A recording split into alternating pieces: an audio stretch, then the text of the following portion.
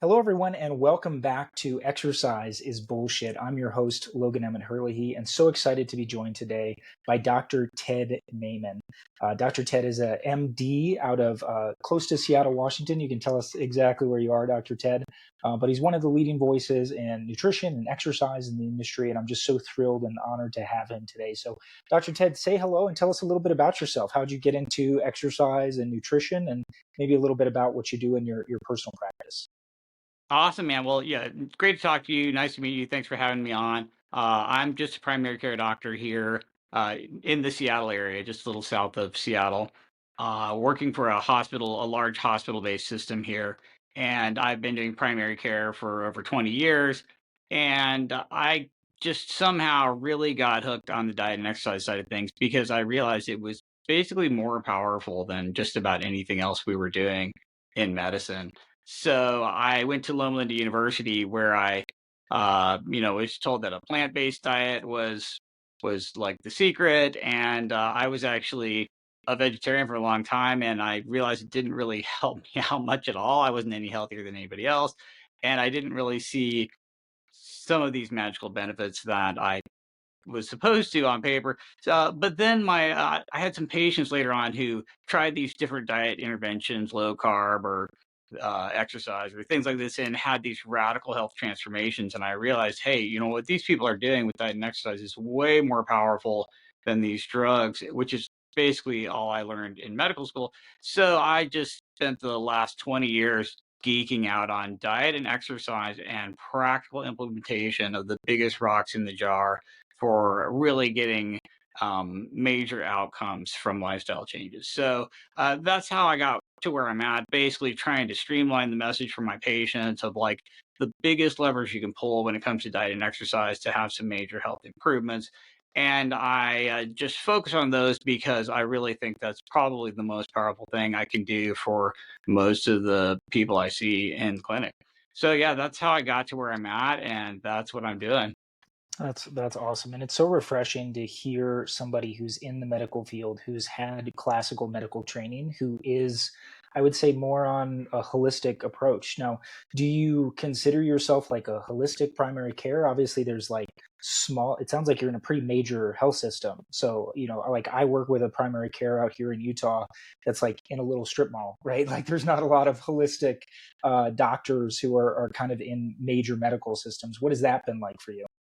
Yeah, well, I wouldn't call myself holistic at all. I'm not even sure what that word means, but I'm not doing any of the naturopathic functional medicine. I'm gonna order $1 million worth of absolutely worthless tests on you that aren't going to change anything or give you some sort of supplement that's not evidence based. I don't do any of that crap.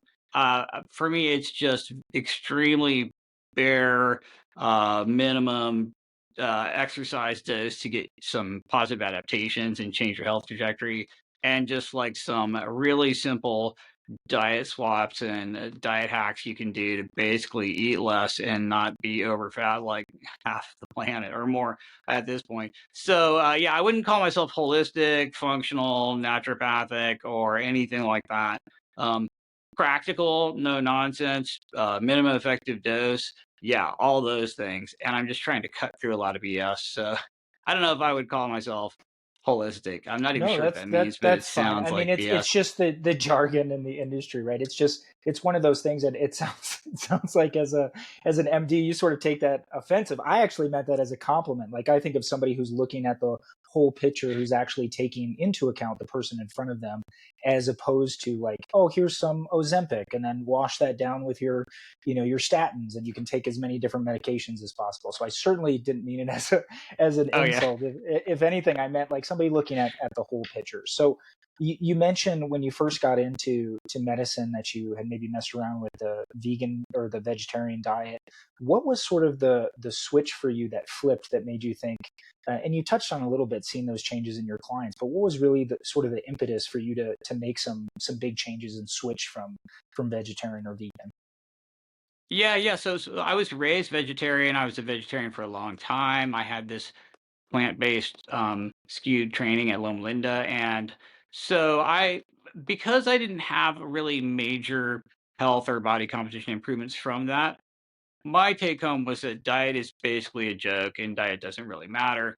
And kind of supporting that, what we learned in medical school was that we didn't even really talk much about diet or exercise, except for that, of course, it should be plant based. But we just moved right on to here are the drugs you give people. Here's how you escalate the insulin dose when people's sugars are still too high.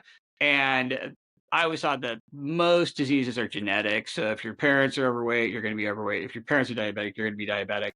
And this is just the way it is. We should feel sorry for people with suboptimal genetics, and here's the drugs we give them. And there you go.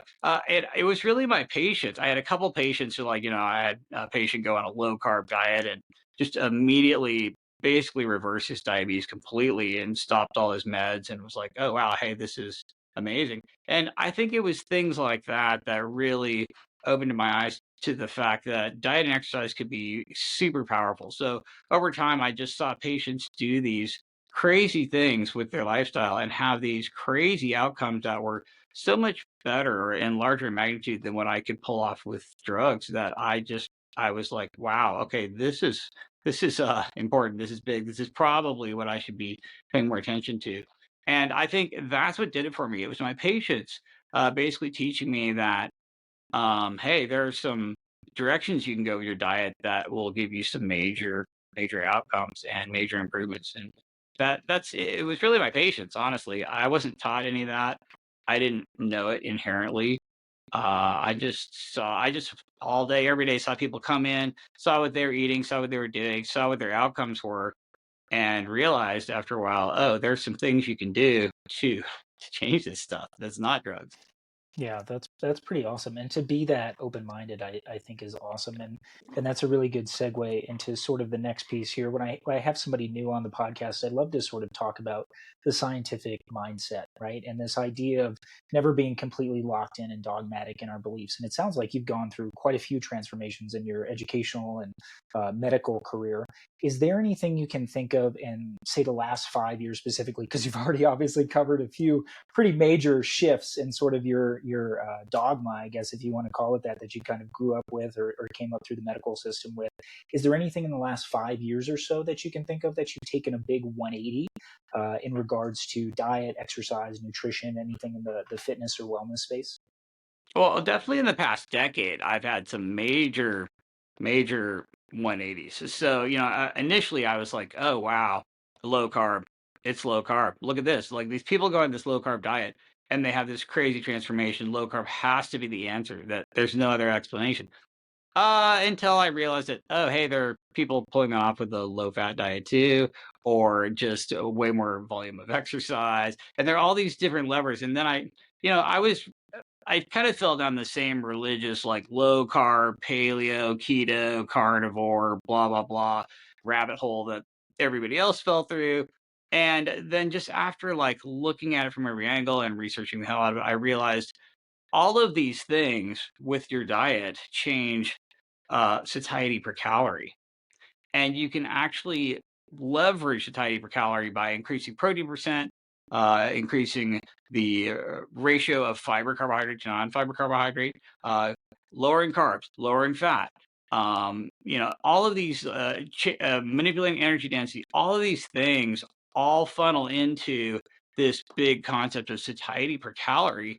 And you have to really get that big picture. And then all these little details like carbs versus fat to me now is just a lateral move. These are just non-protein energy that, when refined and high density, are bad because they're low satiety per calorie, low protein, very hedonic, and you combine them together and it's really bad. And so for me, things like plants versus animals has just faded in the background. It's just a lateral move, it's a distraction. Carbs versus fat, this is literally a lateral move.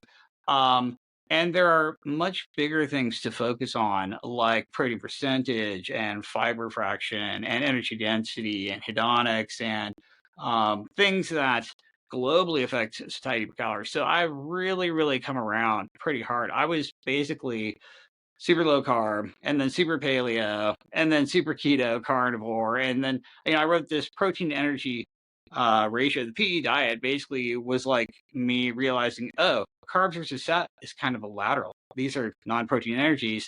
better lateral move. And it's really protein versus non-protein energy, carbs or fats, interchangeably.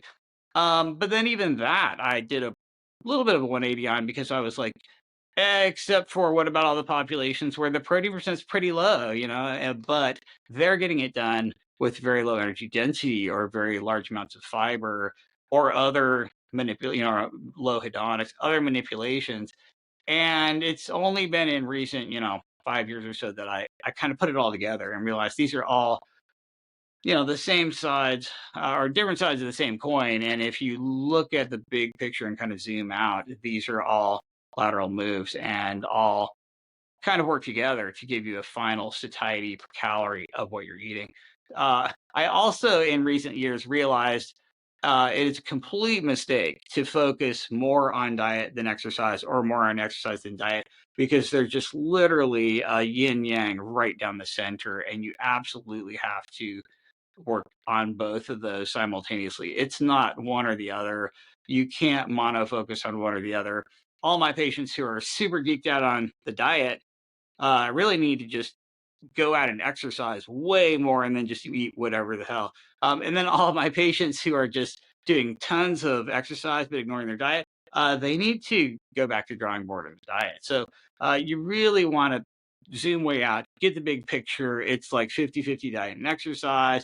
And then on the exercise side, it's probably 50-50 cardio and resistance. And on the diet side, it's like all of these things together: low carb, low fat, high protein, high fiber, satiety per calorie, energy density, hedonics, and all of these things combined. And if you look at it from just one angle, you don't really get the whole picture. You know what I'm saying?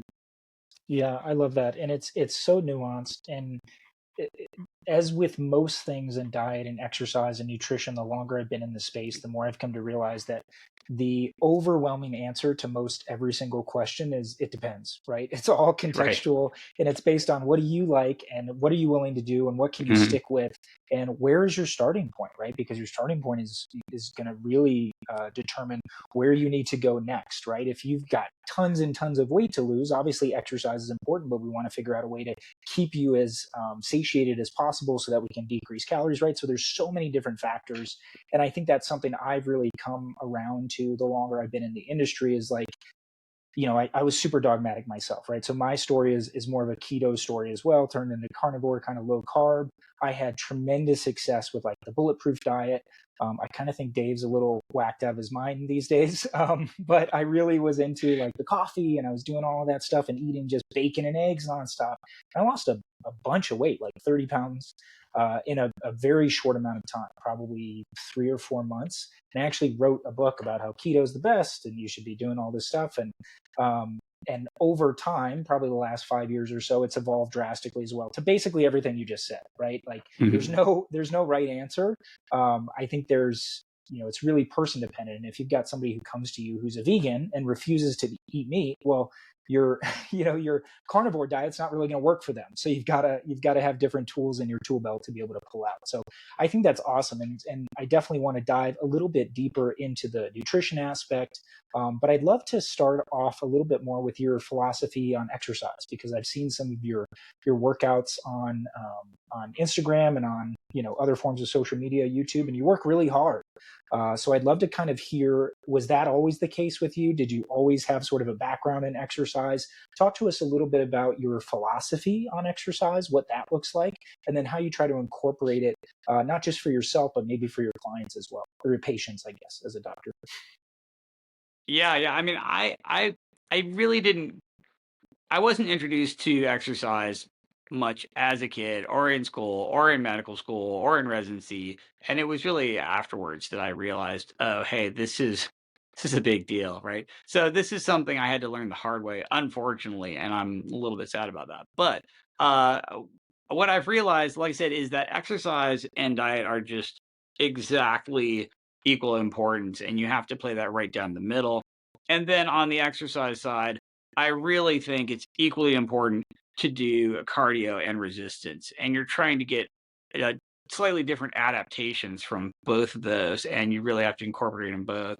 And what I've learned is that you can always trade intensity for duration when it comes to these forms of exercise, like resistance training. You could do way more volume, way more sets, or you could do fewer but way higher intensity. And it's probably a mistake to be super polarized on one or the other. And you really want to be, just like all things in life, you want to split that down the middle. You want to be somewhere in between. You want to have, enough volume, but also enough intensity. You maybe want to trade those out a little bit and play with the whole rep range, where you're doing some lighter, higher rep and some heavier, lower rep. You know what I'm saying? Same thing with on the cardio side. I think it's probably a mistake to just only do sprinting, because you're just not going to get the endurance adaptations. It's also a mistake to just only do endurance because you're not going to get the sprinting adaptations. And you really, again, want to split that right down the middle. You want to balance the volume and the intensity. You want to play around with the whole rep range of cardio as well and do a little bit of both. You know what I mean? You want to do some longer runs, more endurance. You want to do some shorter sprinting, more high intensity work, and zone 5. And you kind of want to like a little bit of everything. So now that I'm like super old, I have a little more wisdom, and everything just seems to be like split right down the middle, right? Anytime you have this crazy polarized stuff, like all I'm going to do for cardio is sprinting, or I'm just going to do zone 2 for hours and hours and hours. You really kind of want to do something in between, or a little bit of both. It's kind of the same thing with the resistance training. You don't want to just do singles and doubles and triples all the time, but you also don't want to use the pink weights and do like 50 rep, sets. And so something in between is kind of where it's at. And so for me, it's like, how am I going to educate my patients? Okay, when it comes to exercise, there are these concepts of intensity and then volume or duration. And you kind of want to be somewhere in between. You want to pay attention to both of those. You can trade one for the other, and you can do a little bit of both, or you can do something right down the middle. I just want people to know that, okay, you're mostly doing exercise to get these positive adaptations, and you do resistance training to get more muscle, to have and generate and keep more muscle, because it's critical for function and metabolic health and everything you can think of. Uh, but then you want to do cardio to strengthen your cardiorespiratory fitness, because that's just is spectacularly important in general. And you're only going to get these adaptations if you tell your body it has to adapt. Specific adaptation to impose demand. You basically put a demand on your body that it can't handle right now, progressively overload it, and get these adaptations. And you're doing that with cardio, both sprinting and endurance. You're doing that with resistance, both higher volume or higher intensity. And you're just trying to split it down the middle and do all of those things. And the hard part for me is how do I communicate that to my patients in 5 minutes or less? And You know what I that mean? was my next question. Do you have any sort of recommended reading or anything? I know there's a little bit about exercise in PE diet, but is there other resources that if somebody's really interested in, like, okay, well, this all sounds good in theory, but how do I put, when the rubber meets the road, how do I start applying some of these principles? Yeah, I don't really have like the ultimate go-to reference for any of these, unfortunately. I try to do the best I could with the PE diet, and I think it's got a pretty good basic framework for most newbies who are kind of new to exercise. But basically, I'm telling my patients that there are three forms of exercise that everybody should be doing. There's general movement, which is step count. You know what I mean? If you're not taking at least 8,000 steps a day, your satiety signaling is going to be completely out of whack. You're going to be dysregulated, and you're just going to automatically overeat no matter what. So there's this certain amount of sedentarism or that you just can't overcome. And so the volume of general movement you have to do is one pillar of exercise. The other pillars of exercise are resistance and cardio. And then, you know, basically, I tell all my patients you have to do resistance training at least twice a week, full body, push pull legs. It could be just a couple exercises, pretty basic, but you're trying to do this at least twice a week. Three would be better, um, if you're really trying to progress forward with muscle and strength and hypertrophy. If you're just trying to maintain, you could actually probably shrink down to one, but you definitely want to be doing resistance training twice a week. On the cardio side, it varies based on the volume and the intensity, but you should probably be doing cardio at least twice a week as well, if not 3 times a week. And you want to do some longer endurance type stuff and some shorter high intensity stuff, and then a little bit in between. But basically, it's like, your three pillars of exercise: general movement, resistance, cardio, um, twice a week, full body on the resistance side, at least twice a week, if not more, on the cardio side. And then trading off intensity for duration. You could do 15 minutes, really high intensity cardio, or an hour, super low intensity cardio, or half an hour, somewhere in between. And you should do that a couple times a week. So I'm just trying to distill it all down to these really simple basics, you know what I mean? And just tell people like almost prescription style in the clinic. These, okay, you're doing this, and you're doing this. You're tracking your steps. You're doing resistance training twice a week, even if it's just push-ups, pull-ups, and squats. And you're doing some cardio, at least twice a week, half an hour, moderate intensity, or you can trade off the intensity duration, seesaw. Yeah, that's great. That actually, so the company that I work with at the moment, it's called Reform Fitness, and we do a health coaching program. It's like a 9 week, 63 day transformation, kind of a kickstart thing for people who maybe haven't been doing anything. And it's basically exactly that. Like you nailed, two of the 5 pillars already. We kind of combine exercises, resistance training, and cardio together. But then we have a general movement goal, typically at least 8,000 steps for our clients for that. I agree with all of that stuff. The only pushback, if you want to call it that, which it's not even really pushback, just as somebody who's in the personal training space, is people finding time to actually commit to all of those things. And the I don't have time for any of this excuse is so popular that I always, the base of my pyramid is going to be resistance training no matter what. Because of the style of resistance training that we do at Reformed. It's 30 minutes twice per week, full body, like you mentioned. And I think you just get the most bang for your buck from that. And then we can start to build from there, right? So you can start to, once you're a little bit stronger, encourage people, hey, now it's time to start, getting in those extra walks around the block, take the dog out. The weather's nice, go for a long walk in the evening. And it just seems to, once their strength goes up, starts to naturally, they sort of come to you and go, okay, what else? What else should I start to do?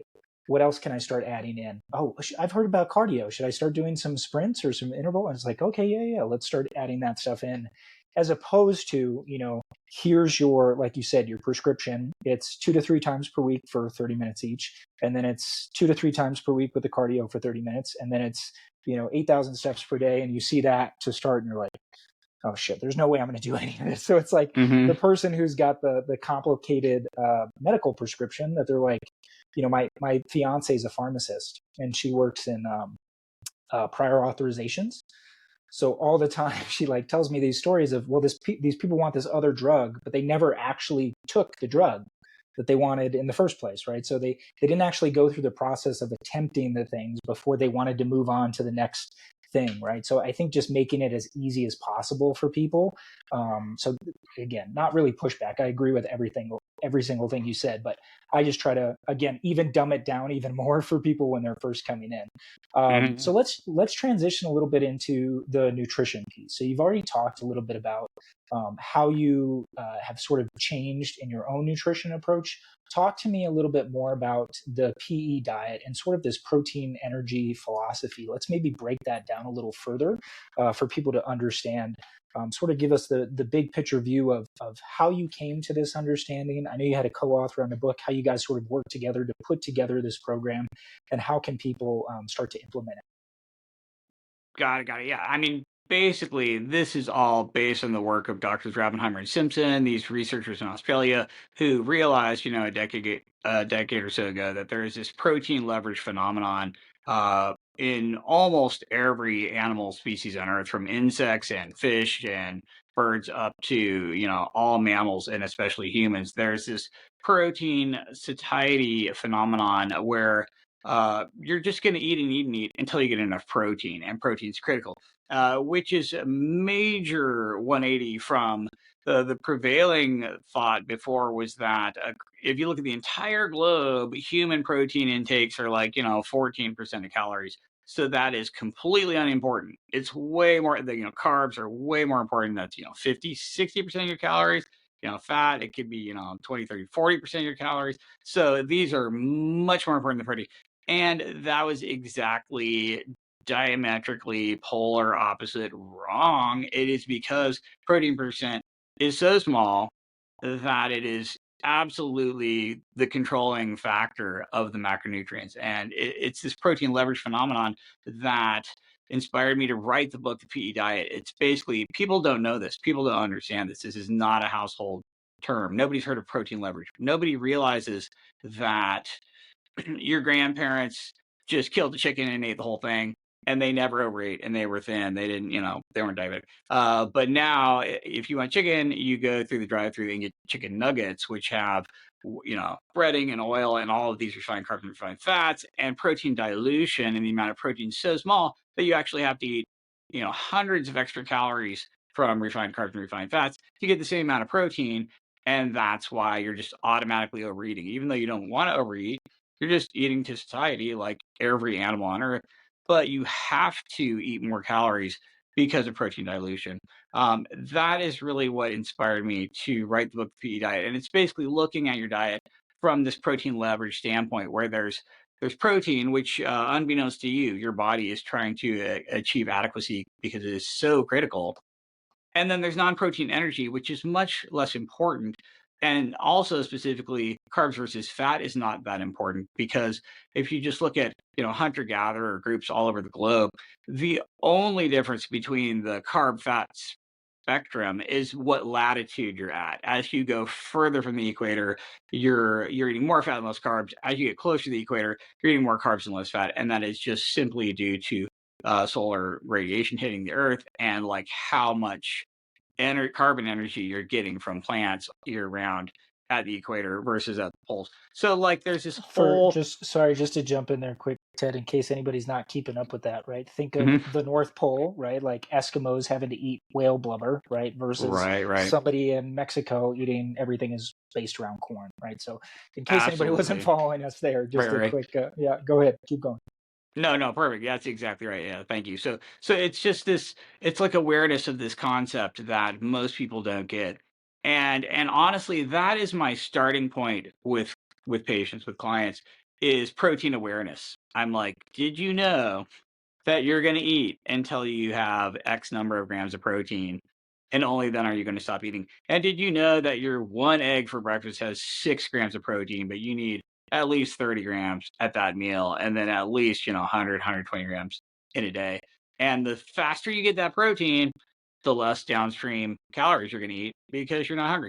And so protein awareness is like primary. That's like step one for me. And even using this like satiety per calorie approach I'm talking about, the protein awareness and the protein foundation is really the initial step. You're basically trying to achieve protein adequacy every day. And that is your only hope for controlling how much you're going to eat. And so that's just like foundational to me. And that's really what inspired the book. That's what the whole point of the book is about. And yeah, it's since then I've kind of branched out into realizing, okay, once you've obtained protein adequacy, there are these other factors that are still huge, like energy density and fiber and hedonics, and so the protein isn't the whole story, but it's definitely the best starting point. It's the first thing I want everybody to know, is like, know how many grams of protein are in what you're eating, know how many grams you're eating for each meal, and know where you're at for the day. And yes, of course, you're eating enough protein right now. Everybody is by definition because you're alive. But how many calories did you have to eat from carbs and fats to get that protein? And how fewer calories would you have to eat if you ate a higher protein percentage food, so you got that protein earlier, faster, at a lower calorie intake? Protein percentage, very big concept. Yeah, I love all of this, and I'd love to hear a little bit more about how you start to educate clients on the types of foods that they should really prioritize when they're trying to eat to that protein satiety point. Because one of the things I run into a lot, especially as a health coach on that side of our business, is we set a goal for somebody. Typically, we're looking in that zero point 0.8 to 1.2 grams per pound of body weight, but roughly, I just tell everyone, shoot for a gram per pound. It's just a good goal. And then if you overshoot, great. If you undershoot by just a little, you're probably going to be eating way more protein than you would otherwise. But the number one pushback I always get is, how the heck am I supposed to eat that much protein? And I Hmm. think it all boils down to what you're talking about is one, people have no idea how much protein is actually in the food that they're eating, right? If you ask the average person how much protein in an egg, they probably go 20 grams, right? Or how much in a chicken breast, and they'll go 20 grams, and it's actually 6 and probably like 38 or 40. So just that general awareness of not really knowing how much protein is in food. You've got some really great graphs in your book. I would highly recommend everybody reads the PE diet. It makes all of this information super easy to understand. And Ted and his co-author do a great job of articulating everything. But how do you start to have that conversation with people when they go, okay, Ted, I read the book, I'm in.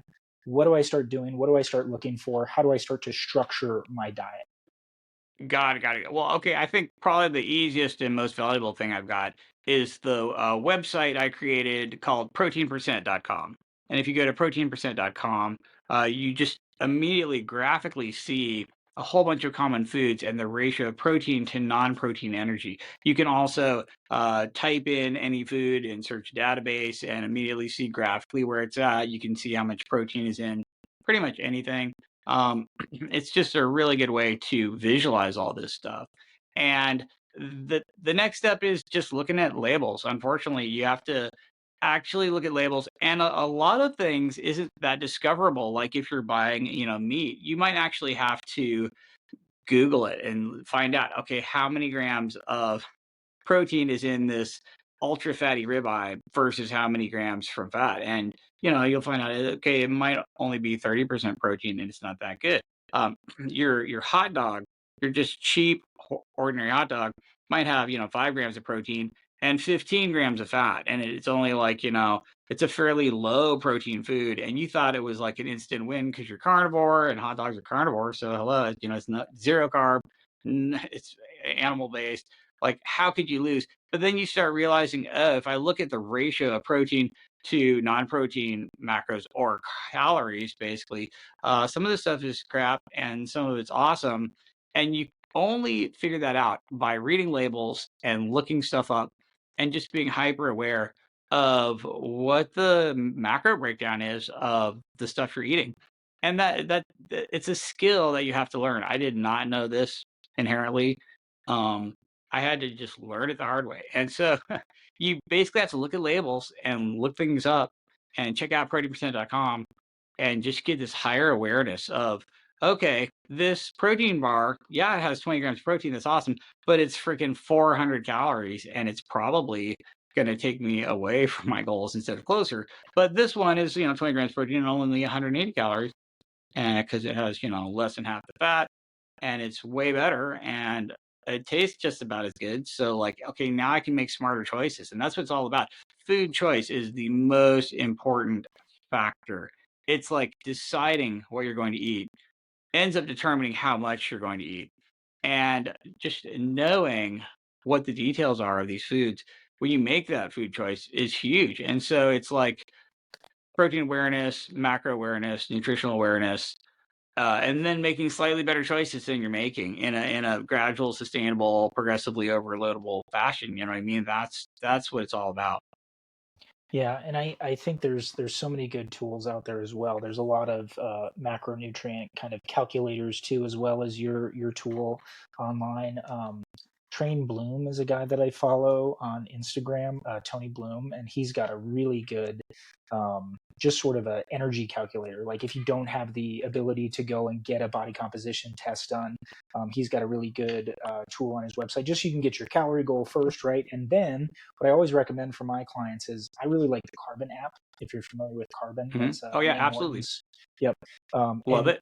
because I think it's hard for you and me, we might nerd out on looking at labels and comparing things. For most people, it's like, I just need to know what's in here, and they can't necessarily read that food label to start. So having something where you can scan a barcode before you even eat it, right, and see what's Hmm. actually in there, what the makeup looks like, and then making an informed decision on that. Or you go to the store and you're scanning, a couple different types of meat maybe to compare what you're going to have to dinner. So there's definitely ways to make this a little idiot proof, for lack of a better word, Hmm. instead of just like you just have to learn how to do it and you got to figure it out on your own through trial and error. There's definitely tools out there. Carbon is a great one.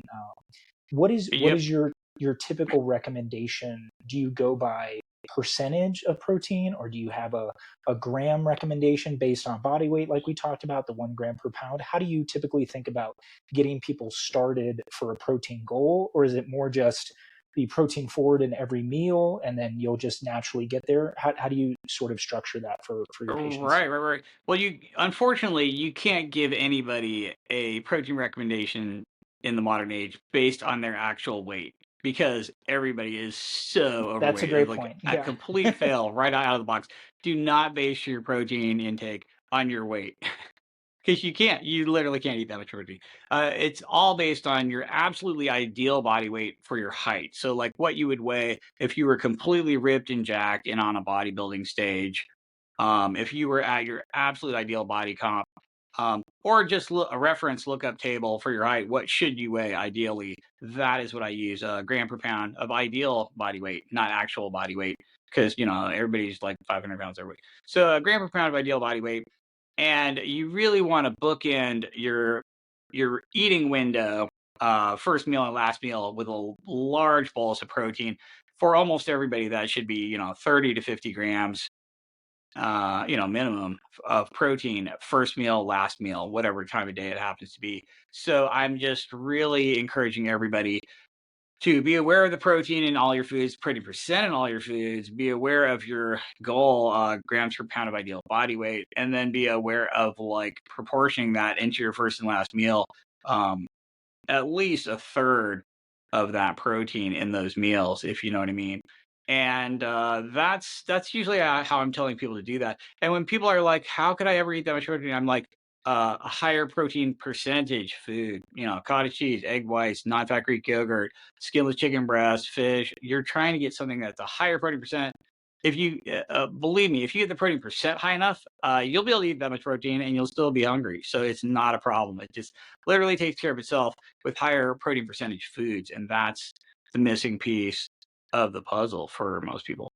Yeah, and we've talked a lot about getting to that satiety point and why that's so important. Can you maybe give some of our listeners who aren't super familiar with nutrition science just kind of a brief overview of the way our bodies utilize and store energy, specifically like carbohydrates and glycogen versus fat, and then why maybe protein is so important to sort of offset some of that from like a satiety perspective?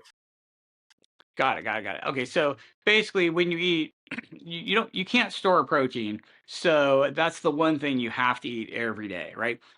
You've got enough stored energy calories, non-protein calories on your body to live for a couple of months. Everybody can just not eat for a big length of time, and they've got enough calories stored in their body. So you don't have a critical daily need for non-protein energy. Of course, carbs are totally not necessary. You could never eat carbs. You can live, no problem.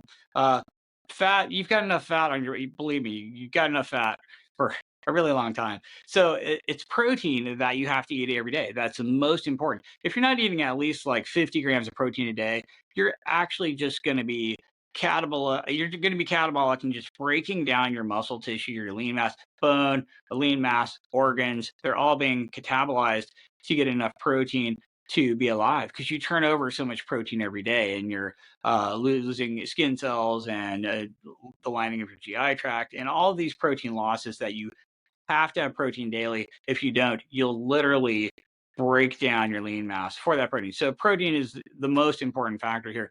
The carbs and fats.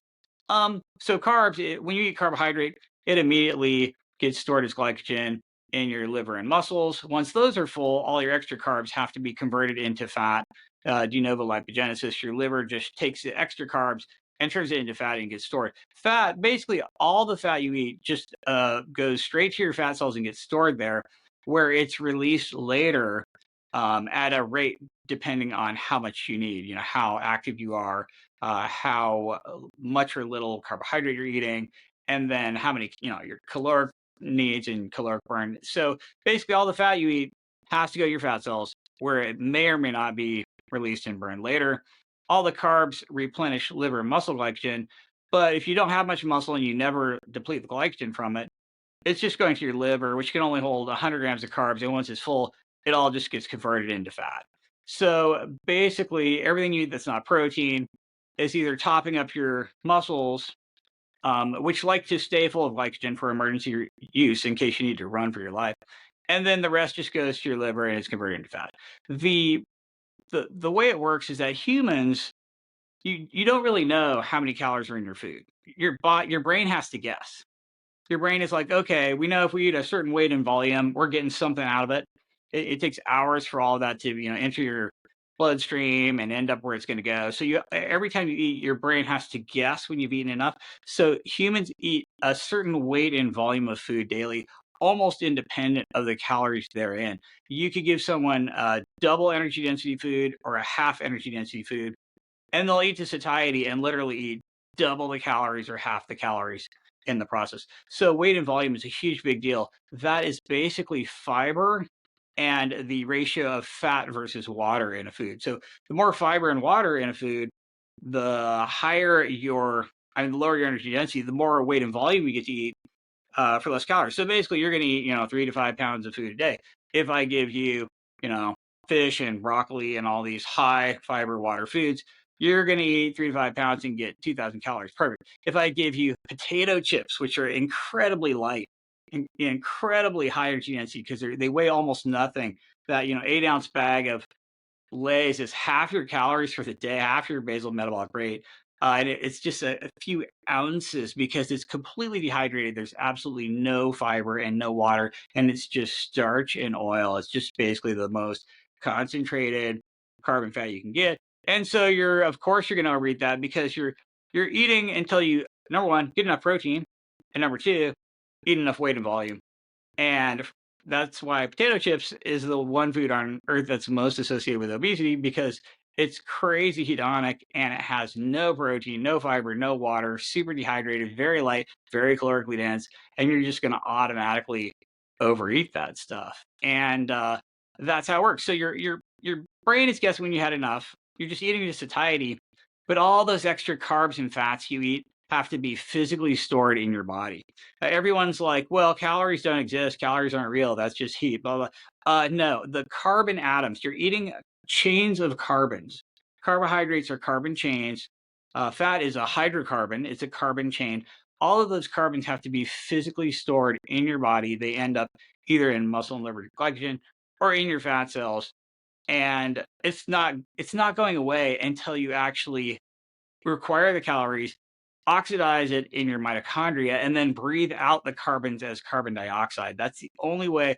When you eat carbons from carbs and fats, the only way it's leaving your body is if you exhale it as carbon dioxide after burning it in your mitochondria, after needing it from exercise. And that's just kind of how it works. So when you're eating all these extra carbs and fats, because you're just trying to get enough protein and weight and volume, that's getting stored in your fat cells, and it's staying there until you burn it off via exercise, if you ever can.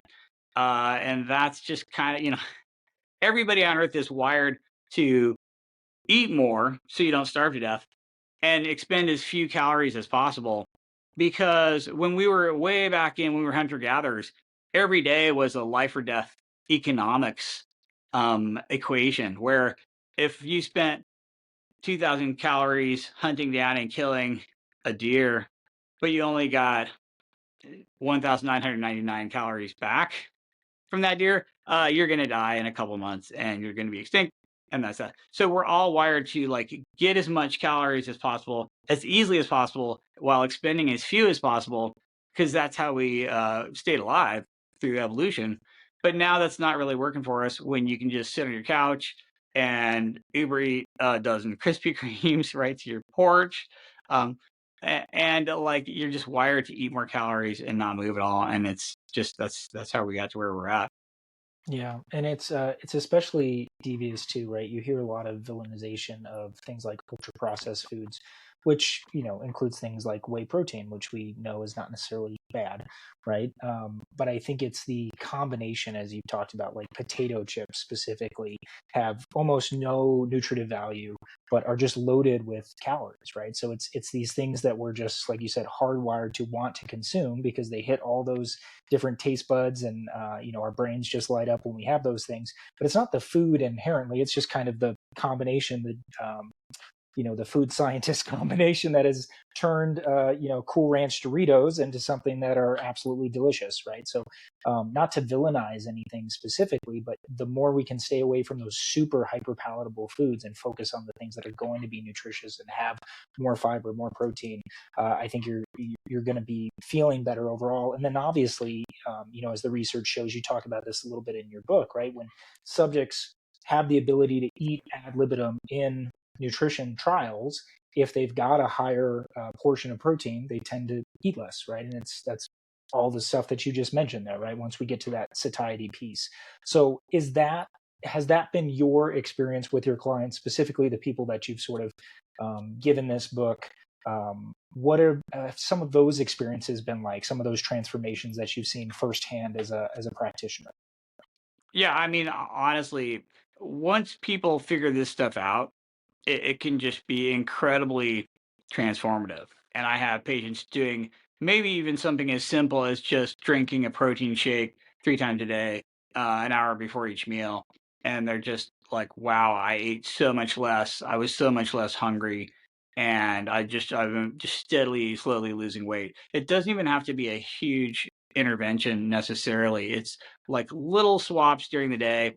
You're just like, okay, instead of Wonder Bread, I'm eating whole wheat bread. Instead of the fattiest bacon I can find, I'm eating turkey bacon. Instead of like a cheap hot dog, I'm eating the more expensive uncured hot dog that has half the calories for the same amount of protein and double the protein percent. And you make these little substitutions, and it's actually not even that hard. And people will tell me, "Wow, I did these things, and I'm just like I'm losing weight. I'm just eating less. I didn't even have to. Everyone expects, okay, if you're going to lose weight, you're going to be white knuckling it. You're going to be, you're just going to be hungry and suffering and all of these things. And no, you can actually just make some slight swaps. Everybody on Earth is just steadily gaining a pound a year. And that's like the whole freaking planet. Pound a year, ending up 30, 40, 50 pounds overweight. You can just slightly change a few things in your diet and just literally change that trajectory and just like cruise down instead of up. And I think that's the goal, is to just make these little changes that it's not like, okay, I will never eat plants again. Now I'm carnivore. I'm the carnivore person. You know what I mean? You don't have to do that. In fact, you probably shouldn't, because it's not sustainable. Like nobody's doing that long term. So it's all about changing your overall trajectory with these little swaps and these little things that aren't that hard to do, but are very, very targeted and intentionally raising satiety per calorie, higher protein, lower energy density, more fiber and water, less refined carbs and refined fats. And you make these little tweaks, add a bunch of them together, and now you got a pretty good trajectory change, even though it's not like you're doing some crazy 12-week cut to get ready for the beach and all you eat is egg whites and cucumbers. You know what I mean? I mean, you can do that, but it's probably not as it's probably not great. You know what I mean? I like something more gradual and sustainable and something you can progress. You just make, like you said, you start with one little piece of exercise and then you can just add to that over time and progressively overload. Same thing with your diet. Let's just make these couple changes. And then as you get inspired and you get used to it, you can kind of like crank up the dial a little bit. Um, and yeah, that's what it's all about for me. Yeah, and it's funny you mentioned Uber Eats in this society that we live in. It seems like everybody wants something now, right? So that's something that I've found, and I think the research bears this out too, is getting a little bit of progress early on can be super motivational for people. Hmm. So, as much as I love that approach of like, let's do it progressively and slowly, it's like, no, doc, I want Ozempic. Like, I want to lose it tomorrow. So, I Right. think maybe giving with your book, right, there's so many great recommendations in there for some of those swaps. So if this is something somebody who's listening is thinking about, like, I want to start making some of these changes, like, I love that protein shake idea, right? Such a simple trade-off that you could do, especially if you're mixing a protein shake with water. You're talking about very minimal calories, especially if you get a good protein source, 120 calories, 20 to 30 grams of protein depending on the shake. Do that an hour before you eat. You're looking at 360 extra calories per day, but close to 100 grams of protein, maybe 90 grams of protein for those 3 shakes. So what a great swap to really increase satiety, but not have to do too much otherwise. Are there any other like little tips and tricks like that? And I know there's a bunch in the book, but anything that you can think of, some good swaps for people that maybe want that quick jump start so they can really start to see the results and then go, okay, this is sustainable. I see the numbers going down. I really want to commit and start to think about the big picture as opposed to lose as much as I can as fast as I can. Yeah, yeah, absolutely. So like, for me, step one, protein. Substituting higher protein percentage foods, or if need be, just adding in protein. It could be just I'm going to eat a Greek yogurt, a low carb, low fat. Your Oikos triple zero, your Too Good, your Dan and Light and Fit, some sort of like very low calorie, very high protein yogurt, maybe 3 times a day before your meals. You always want to front load this protein and this fiber and this water because it's downstream that you're gonna eat less. You can't just eat a whole day's worth of crap and then right before you go to bed, drink a protein shake on top of that and get anywhere. Like that is a complete fail. The protein has to be first, right? And because it takes, 20, 30 minutes for any of these aminos to really talk to your hypothalamus and be like, okay, we got some protein. And the signaling is so slow that it has to come first. So other things you can do to preload, just drinking a glass or two of water before meals, evidence-based, you eat less calories, preload. Protein shake before meals, very evidence-based, awesome preload. Protein's the best preload. Eating something like a salad or a soup or something with more fiber and water before meals, super amazing. Um, I like I like throwing something in that is intentionally cranking up either your fiber, soluble fiber, water, protein. So I like, baby carrots. I eat like pounds of these things. The carrot is a spectacular snack. You'd have to eat 18 pounds of carrots to get your daily supply of calories, right? You just absolutely cannot do that. It's crazy. Not Um, including dipping them in ranch, right? These are just baby right, right. carrots. That's Like, yeah, that's gonna blow it out of the water.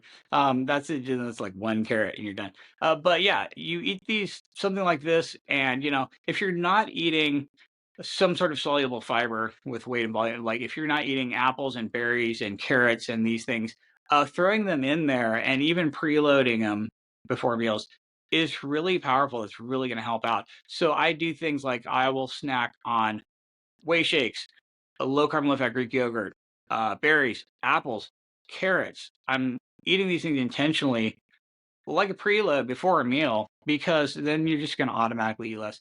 And I think that's a huge win for people. I really like to focus in on what you should be eating, what you should be eating, but you're not eating. You know what I'm saying? Everyone's like, oh, don't eat this, don't eat that, don't eat this, or this. Fear mongering. It's like you should never eat carbs, you should never eat plants, you should never eat red meat, you should never eat linoleic acid or omega-6, you should never eat seed oil, you should never eat processed food, you shouldn't eat this or that or that. Artificial sweeteners, anything with phytates. Like you're left with absolutely nothing. I like to focus on, oh, these are all the things you should be eating. You should be going out of your way to eat it. Things with crazy high satiety per calorie, fish, uh, eat a can of sardines. You're not hungry for the rest of your life. Salad, eat a giant salad, size of your head. You are less hungry afterwards. And the ratio of how much less hungry you are to the calories, especially if you use a low calorie dressing, hopefully, is crazy.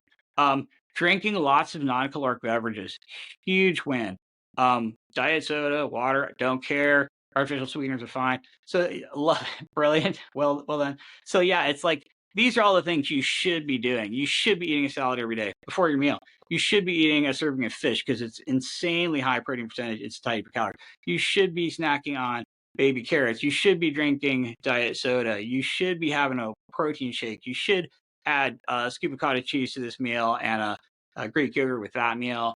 And you should be adding in all these things with the weight and the volume and the protein and the fiber and the high mass of the volume that you get to eat with very few calories. And so I like to like crowd out all the bad stuff with all this good stuff. And then it's like, okay, if you've eaten all this, then when you do Uber eat the Krispy Kreme, because you're going to, you'll have like one donut. and that's probably fine. And you're not going to eat the whole box because you didn't do any of this stuff beforehand and you're starving out of your mind. You know what I'm saying? And it just gives you a fighting chance if you eat these things first. And that's really what I'm trying to focus on. Like everybody knows what they're not supposed to eat. I know I'm not supposed to eat potato chips, but what I might not know is what I should eat. Like, what should my go-to breakfast every day be that I can just eat like a machine and do all this external setup where it's in my fridge. I automatically order these groceries. It's in my fridge. It's in my pantry. It's so easy to eat what I'm supposed to be eating that it's just as easy as Uber eating the donuts. And once you know exactly what you should be eating, and you procure that and you make it easy and it's just right there, and then you just implement it and you just do it over and over. It becomes habit. It's like almost, you got to make it really easy for yourself to do what you should be doing, and that just crowds out all the things you shouldn't be doing. You know what I'm saying? Yeah, I love all of that and all those recommendations. The only thing I would add to that list is pickles. I love pickles, Pickles, and usually amazing. super low or no calories. Yep, so many good like Mm-hmm. fermented food brands out there too. If you're looking to add some fermented foods for like gut health or other reasons, um, so many good brands out there. Super low calorie kimchi. Mm-hmm. I get this like ground up beets that I eat that's fermented. That's awesome. So lots Mm-hmm. of great options for there. I think so much good stuff to take away. The last thing, because I'm sensitive to your time, I want to let you go here shortly. Is I've seen a lot of your workouts at home. You tend to do a lot of body weight stuff. Can you maybe walk us through what your normal workout routine looks like? You mentioned 2 to 3 days per week as a recommendation. What are some exercises that maybe people can do on their own, again, as they're starting, before they maybe start to join a gym or get some free weights? Do you have any recommendations for people from a full body routine perspective? And obviously, we can link to some of your YouTube videos so people can see what you're doing there. But maybe big picture sort of exercise ideas, and then we'll wrap this up. Right. Okay, so my first thing with exercise is make it easy and make it convenient. I have all these patients who have this elaborate plan. I have so many patients who, well, they're not even going to start to work out until they have this perfect plan set up. Because I'll start when I have it all set up. I'm going to go to this gym and hire this trainer, and I'm going to have these shoes and these clothes and this shaker bottle, and I'm going to set up this huge elaborate thing, and then I'll start exercising. And the reason I focus on body weight is not because it's the best or it's better or whatever. It's just it's there and you can do it right now. And people just need to start exercise. Like, you take all your planning for your perfect routine and your gym and your shoes and your trainer and just like throw it all in the trash and just do right now the hardest set of push-ups you've ever done in your life till you feel like you're going to die. Okay, that took 90 seconds. Now do that every single day for a year and come back and tell me how good your pushing strength is. You know what I mean? And when you get so good at them that you can do, more than 30, switch to archer push-ups, switch to one arm push-ups, switch to handstand push-ups, switch to one arm handstand push-ups. You can progress that your entire life, never run out of a challenge in a good rep range. You know what I'm saying? You can always progressively overload that. And I just love it because it's right there. Like, you could be in jail and you can still do your resistance training. It cuts a massive swath through all the excuses. And I've got patients who, they don't have a lot of time. They don't have a lot of money. They're working a couple jobs. They got kids. They're just trying to, be alive. And they will never have the luxury of time to plan this perfect elaborate workout and do hours of zone 2 cardio and all this stuff. So they need to just get on the floor wherever they're at and do this super hard set of push-ups. And just actually doing that would be so much more valuable than any amount of thinking about it or talking about it or whatever. So I just love body weight as a starting point. You're basically trying to do the three big movement patterns, which is push, pull, and legs. And you do need something to pull on, like a set of suspension trainers or rings or something, like a pull-up bar or rings or something you can hang from the ceiling. You need something to pull on to really do it well.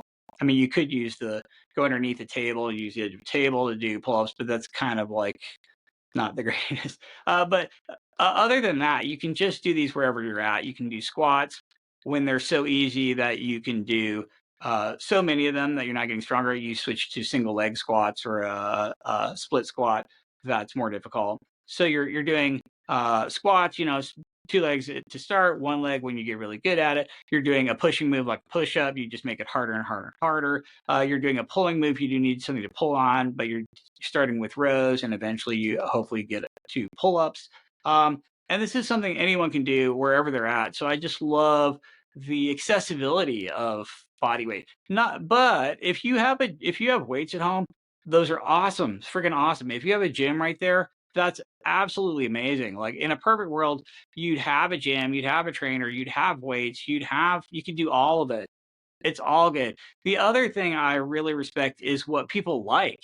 You got to enjoy the process. So whatever it is you like, that you can get a really solid, maximum effort, high intensity movement pattern, resistance training out of, do that. If you like powerlifting, do the powerlifting moves is awesome. If you like kettlebells, do that. But you want something where you can very safely and intentionally max out the intensity to really signal to your body that it has to have more muscle. The thing that most people don't get is all the reps in your set are just leading you up to the last maybe 1, 2, or 3 reps. And that is where all of your adaptations come from. All of your adaptations come from that last 1, 2, 3 reps in a set. And most people never get there. They never get there. So they've got the pink weights. They're doing hundreds of reps. They're in the gym for an hour every single day. You see them in the gym day after day, week after week, month after month, year after year. Pink weights, dancing around for an hour. Great cardio. They're not getting stronger. They're not getting muscle because they never do that last, 1, 2, 3 reps at the very end of the tank where you're just like dying and then you collapse afterwards.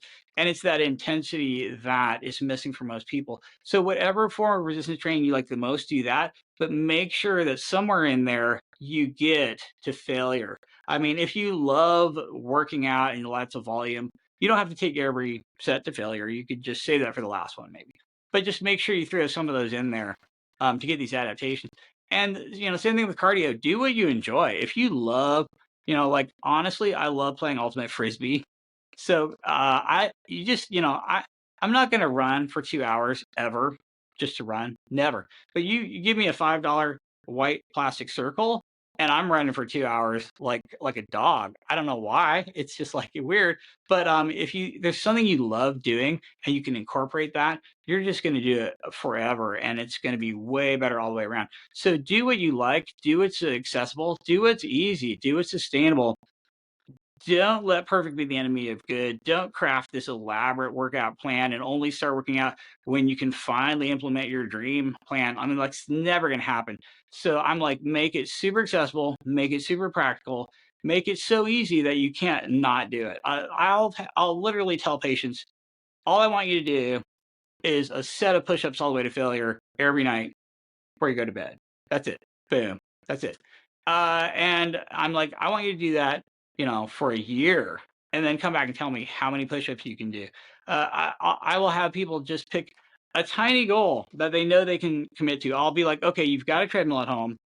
What amount of time could you actually commit to, like realistically? And people are like, okay, 15 minutes. I'm like, great. You're going to do 15 minutes, 5 days a week on your treadmill, and that's fine. And you start out, you just walk, you only burn 200 calories. It's nothing. But then you progressively overload it. You just going faster and steeper and harder. And, in a year, you could literally be running up a 10% incline for 2 miles in 15 minutes and burn 600 calories. And that's crazy adequate cardio for anyone.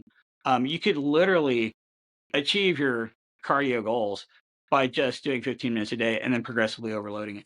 And so I'm always getting people to start super small, super sustainable, super accessible, super easy, super basic, something they like, something they can actually do, something they can actually realistically commit to. And then once you just do that and make it a habit, you progressively overload it. And that's when you go a little steeper, a little harder, a little faster, a little higher wattage, a little more sweating your ass off, a little bit more going to failure. And honestly, if you only worked out 15 minutes every day, but you just cranked up the intensity like crazy, where you're sprinting up a 12% treadmill incline for 15 minutes a day, and you're absolutely maxing out on all your lifts for 15 minutes a day, one set, you would probably achieve all your goals without ever adding more time or volume. And so most people don't have enough time. And that's why I like working at home, keeping it simple, and then just progressively overloading the hell out of it, worrying about intensity more than volume. Of course, but I'm open minded. Like if somebody has tons of free time and you just want to like jog for hours, that's awesome too. If you like that, do that. If you have time for that, that's spectacular. If you can easily go to a gym and you enjoy it and it's sustainable, that's actually better. So please do that. I'm not dogmatic about calisthenics. I'm just trying to prove that you don't need you don't need lots of time and money and equipment. You just need like a very basic plan and a high level intention and intensity, and that's it. Yeah, there's so many great nuggets and starting points and ideas about habit stacking and how people can get, going there. And I agree 1,000%. I mean, I think if all you have access to is your body, use your body. But the reality is these days, most people are within, a 5 minute drive of a Planet Fitness, right? It's 10, $15 a month. You can have access to some machines, which quite honestly, I train a few clients at Planet Fitnesses. They're not bad these days. It's not the Mm-hmm. machines I would typically choose to work out on if I had my choice of, manufacturer, but they're not bad. It's mostly life fitness stuff. They've got plenty of free weights, Smith machines, everything you could ever want at one of those places. And there's tons of gyms like that. If you're over 60, you got silver sneakers. You can go get a Mm-hmm. $10 a month at the YMCA kind of thing. So there's Mm-hmm. options, but having that body weight option in your back pocket is such a great way to at least get started. And I love that idea of just even committing with one thing instead of, do these 3 exercises, just do the push-ups, every day. And you're going to get some improvements in your overall health and well-being just from doing something like that, which will hopefully motivate you to, okay, doc, what else can I do? Maybe I'll add in some body weight squats for 90 seconds as well. And now they're compounding there. So many great tips and tidbits there, Dr. Ted. I just kind of want to recap everything we talked about today because there's so much good stuff here. But obviously, with the diet and the nutrition, I think it's so important to prioritize protein for not just muscle increases, which we didn't even really talk about the benefits of protein for building muscle. You obviously talked about how not having enough protein is catabolic, but making sure that we're resistance training and having enough protein in our diet is going to help you with the anabolic process of building muscle, like you said, through continuing to progressively overload. I think the tools and the different tricks that we talked about today, specifically the diet calculator, the what was the name of the website, the protein Oh, proteinpercent.com. Mm-hmm. proteinpercent.com to kind of figure out what's in the food that you're eating using something like a Carbon app to check when you're at the grocery store to see. Obviously, reading the book to get more detailed look at the principles, the evidence, and the philosophy of Dr. Naiman's approach. And then, I think all of our listeners should follow you on Instagram, YouTube, Twitter. Do you have your handles that you can share with everyone? And then maybe any final parting thoughts or words before I let you go today? Oh yeah, so I'm at Ted Naiman on all the socials, YouTube, Instagram, uh, X or Twitter or whatever we're calling it. So yeah, at Ted Naiman, and I love Carbon diet app. Awesome product. Love Macro Factor. Awesome product. But I do have to give a tiny plug for the Oh, app, the please do. Hava app, Yeah. which Dr. Andre Seinfeld, a diet doctor, and I have created. How do I you don't know if spell you it? checked that out. Oh, Hava, Hava. HAVA. Yeah, so if you go to hava.co or search for Hava in the App Store, this this app it's basically a macro tracker, but you just take a picture of your food and it tells you exactly what's in it, all the macros, the protein, the fiber, the energy density, the calories. But it also and there the goal of the app is to achieve a protein target, right?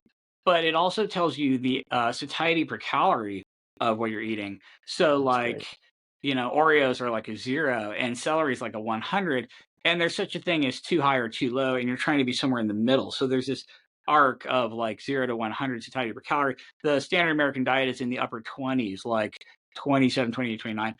Your goal is, at least be 50, but really your goal is just to be higher than you were before in a sustainable way.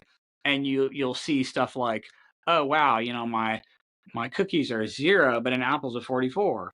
And then like the baby carrots are like an 80. And it's like, okay, I can, you can search any food, you take a picture of anything you're eating, and it will tell you exactly what the satiety per calorie is, and literally graph out why it's good. Is it good because it's high protein percent? Is it good because it's high fiber ratio? Is it good because it's low energy density? Is it bad because it's super hedonic and low protein and low fiber and low water and high energy density, like the cookies, which is why it's a 0.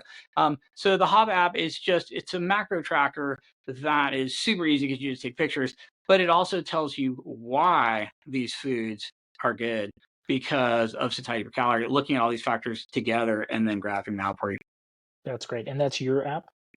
Yes, yes. Awesome. Doctor.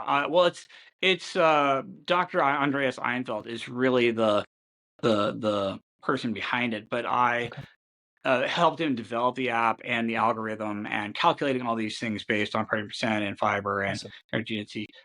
So but it is a macro tracker, kind of like the other Yeah, products, I and it. like that idea though, because there's a lot of people who have issues with like, "Ah, I just don't want to track calories." So the Hmm. idea of, tracking protein and food satiety instead, and you're probably going to end up in sort of the same calorie goal anyways. I love that as another option, or another tool in the tool belt. I'll definitely be using that. I'll link to that in the description, and I'll have to check it out myself as well. That's great. Anything else today, Dr. Naiman? Yeah, I mean, no, I mean, I just, so I love people tracking their macros, but the problem is people don't know what to do with it. So, like, okay, let's say I guesstimate you need 2,500 calories a day, and your goal is 2,500 calories. But like, what if you had to, like, work in a warehouse all day, and you usually don't, and you burn an extra 2,000 calories? If I give you a number, but you're still hungry, you're just going to eat more. So it's not really going to work. And then people are like, well, what do I do with my carbs and my fats? It's like, if you just break it down to, here's your protein goal, and then just choose foods that have a higher satiety per calorie and eat till you're not hungry. I think that's more valuable than artificially giving someone an exact calorie goal or a number on the carb and fat grams. Because what if you're still hungry afterwards? Because you did way more stuff. You know what I'm saying? So Yeah. calories are not quite as helpful as just like knowing, oh, if I eat a higher satiety per calorie food, I just eat till I'm not hungry and I'm still winning. And so I kind of like, I mean, I do like awareness of calories and awareness of macros, but I think for most people, it's just giving them a target is probably not going to work half the time. Yeah. And so it's a little better to just be like, why don't you just choose something with a higher satiety per calorie and then eat the hell out of it and you'll be fine. Yeah, no, 100%. I mean, again, I can at least anecdotally agree with that too, because I probably 50% of my clients that say like, "Ah, I don't want to track calories for whatever reason, or I've tried it and it doesn't work for me." And there were long periods of time I track pretty religiously now, just as sort of a continual mechanism for myself to keep myself accountable, since I've got so many health coaching clients that I sort of Hmm. expect to do something similar. But I think, again, Right. having another tool in the tool belt, as far as like, okay, you don't want to do a traditional tracking program, we still want to hit this protein goal. I think that's great to have something where they can say, okay, well, this is how I'm going to select the foods that I want to use, but then I'm not going to worry about this is the exact specific amount and I have to weigh this out and do all those things, because there is a lot of um, I guess I would say like mental health sort of associated and around food tracking, food consumption, where people sort of have some issues with, for a variety Hmm. of different reasons, of like, I just don't want to track because I have issues with tracking food. Okay, this is a great